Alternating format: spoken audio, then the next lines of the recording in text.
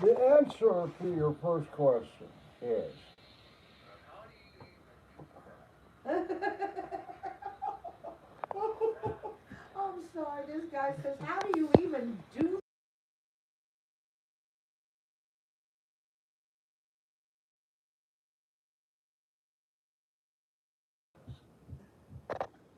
that interpretive center become a community center and the Gammon Cottage itself be, inside at least, made as best we can back to how it might have been laid out with the furnishings and the kitchen and the sleeping and the fireplaces and so forth during the probably 30 to 40 years that the Gammons lived in it and were conductors in the Underground Railroad. Now, we have right now less wall space in that little cottage than here. It's all filled up with display materials and historic diagrams and history of slavery, history of the Civil War, history of Juneteenth, history of this person, sort of stuff. It's way too crowded. And that could be in this bigger structure, and we could turn back the clock on the interior of the Gammon House to make it look pretty much like it would have been the home of a Afro-American free family with two sons and five daughters. Obviously, they didn't all live in that small space at the same time. But and I would like to see us have dozens of volunteers like myself who can be tour guides, lecturers, docents from the Latin docere to teach, because right now we are severely limited in the opening hours we can have by the number of volunteers that we can have to be hosts and hostesses, tour guides, question answerers in the house. Yes. There. Okay. Can you tell us about the significance of the Gammon House and how it also ties into South Carolina? Well, well, now the connection that I am more part and parcel of, although Ohio, for example, amongst northern states, right there, Indiana, Illinois, Ohio, Virginia, Pennsylvania, a little bit of New York, okay. Ohio is particularly thick with underground railroad pathways.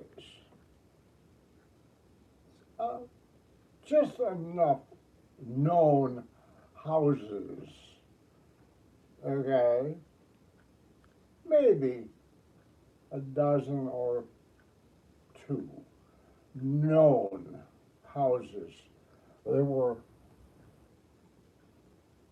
owned, occupied, or lived in by white or black conductors, station masters on the Underground Railroad.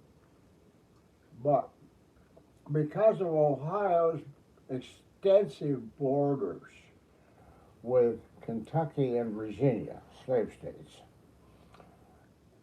it is like, when you look at a map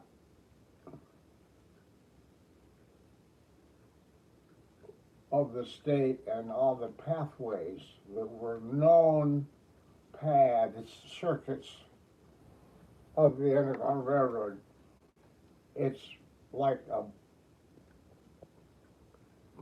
somebody's eyeballs the morning after I'm 3 week drunk, red, just with pathways.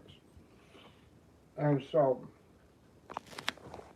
the connect, clearly there were escaped fugitive slaves from as far south as Charleston who would possibly have made it to Ohio, maybe or maybe not, through the Gammon House or one of a dozen or others, on their way to Lake Erie, Michigan, or Michigan across the Canadian border into Ontario, which, as we gotta remember, Ontario was never a slave country, period.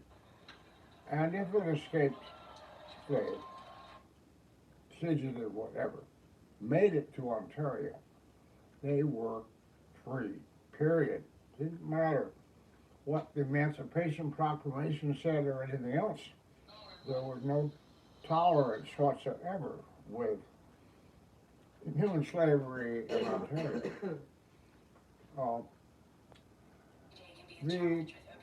So the connection to Charleston in South Carolina is one that I have to sort of not fabricate, but just have to say when I discovered it, and it turned out almost by pure accident that the same year I got involved in the Gammon House, I got involved in this right here.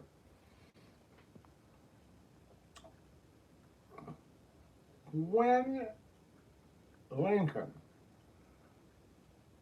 was about ready to issue the Emancipation Proclamation, he also let it be known that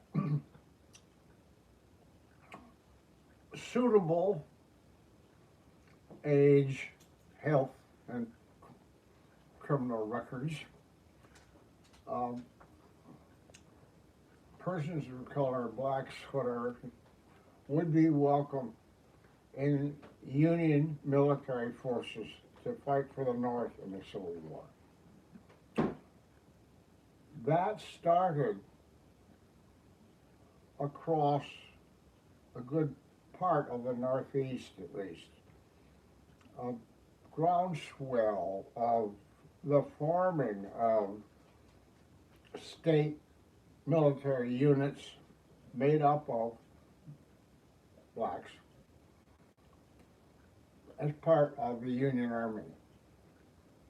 There's something or other, 115th Ohio Colored Troop. This is endless. In Massachusetts, the governor of Massachusetts got ahead of Lincoln and others and recruited a cadre of experienced Massachusetts white military officers to form the famous Massachusetts 54th Volunteer Regiment, of which the movie Glory is the whole story, most of the whole story. The recruiting effort for both the Mass 54th and the Mass 55th and Ohio Colored Troops was extensive. And we can even find records where who came to town as a recruiter and who they signed up and then moved on to the next town, so clearly, Charles Gammon, who was the oldest Gammon son, George Jr. was quite a bit younger at the time, but Charles and at least 4 other young men One was as old as 36. The others were in their 20s, thereabouts, Charles' age. All decided we're going to go to Massachusetts and enlist in the Mass 54th. And they did. And in the Mass 54th records, you can find their names, the dates they showed up, the dates they were mustered into the unit.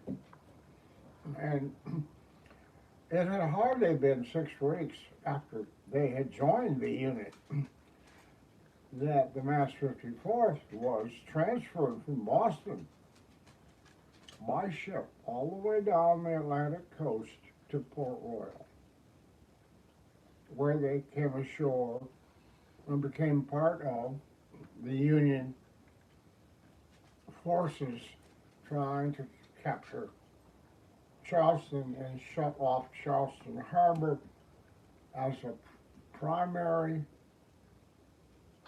strong point of the Confederacy.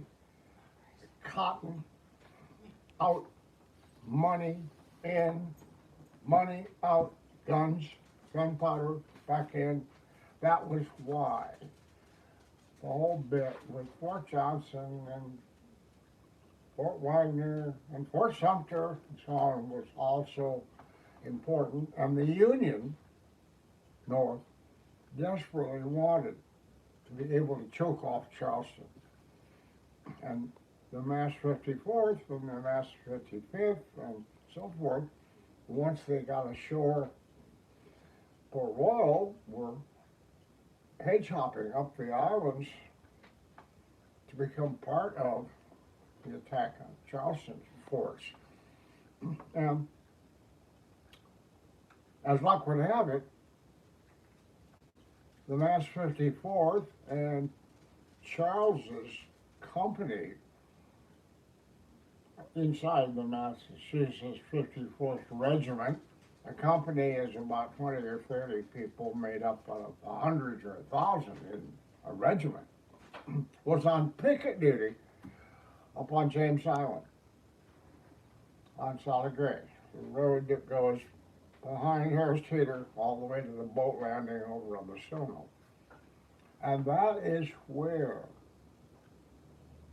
the Massachusetts 54th and rebel forces, cavalry and infantry first met in combat.